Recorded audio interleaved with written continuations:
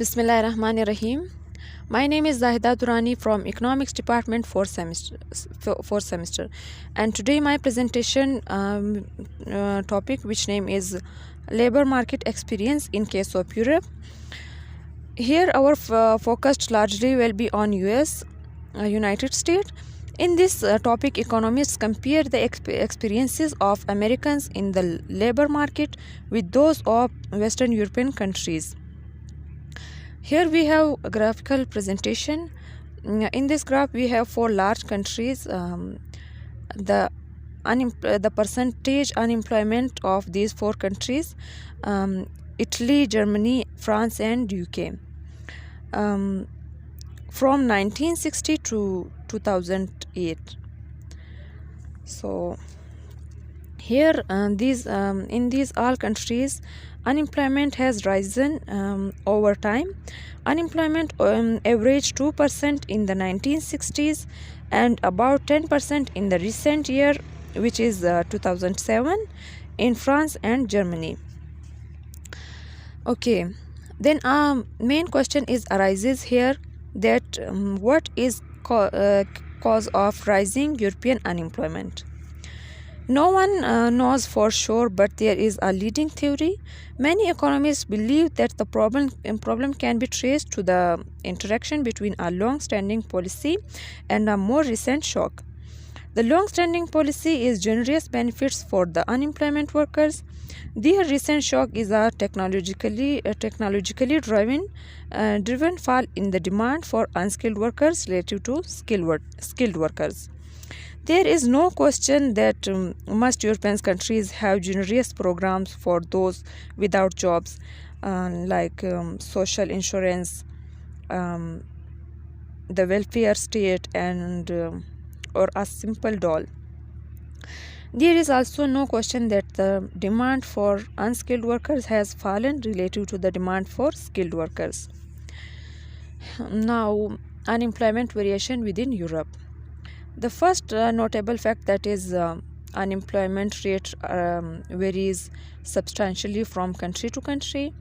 For example, in August 2008, when unemployment was 6.1% in UK and 2.4% in Switzerland and 11.3% in Spain. A second notable fact is that most of the variation in unemployment rate is attributable to the long-term unemployed. National unemployment rates are correlated with a variety of labor market policies.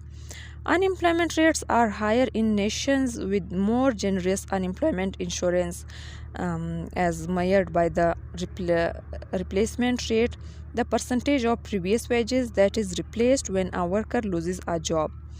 Although government spending on unemployment insurance seems to rise unemployment spending on unemployment, active labor market policies appears to decrease it. And last, the role of unions also varies from country to country. And the rise of European leisure. Here we have also a graphical representation. Annual hours worked per person over time. Over time, many Europeans have substantially reduced the number of hours they work, and while typical Americans have not reduced the numbers of hours they work. Higher unemployment rates in Europe are part of the large phenomena that Europeans typically work fewer hours than do their American counterparts. The American resident works many more hours than the typical resident of these two Western European countries. The differences in hours worked reflect two facts. First, the average employed person in the United States works more hours per year than the average employed person in Europe. Europeans typically enjoy shorter work weeks and more frequent holidays. Second, more potential workers are employed in the United States. There is employment to population ratio is higher in the United States than it is in the Europe. Higher unemployment is one reason for the lower employed to population ratio in Europe. Another reason is a higher retirement is in Europe, and thus lower labor force participation among older workers. What is the labor underlying cause of these differences in work pattern? Here, many economists have proposed several hypotheses to answer this question. The first one is Edward Prescott, the 2011 winner of the Nobel Prize in Economics, has considered that virtually all of the large differences between the tax system and those of Germany and France are due to facts which are Europeans face higher taxes rates than Americans, and European tax rates have risen significantly over the past several decades. Some economists take these facts as powerful evidence for taxes on work effort. Giving a related hypothesis is that the differences in observed work effort may be attributable to the underground economy. When tax rates high, people have greater incentive to work off the books to avoid taxes.